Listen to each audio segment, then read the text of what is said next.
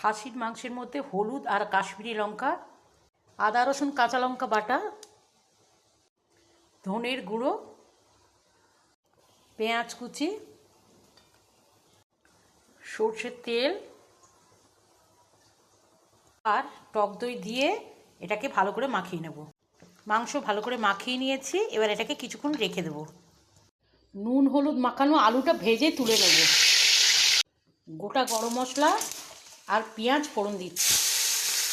পেঁয়াজ ভাজা হয়ে গেছে, এবার মাংসটা এর মধ্যে ঢেলে দিচ্ছি। নুন দিয়ে মাংসটা ভালো করে কষে নেব। মাংসটা কষা হয়ে গেছে, এবার আলু আর মাংসটা প্রেসার কুকারে দিয়ে সিদ্ধ করে নেব। এবার এটাকে জল দিয়ে সিদ্ধ করে নেব।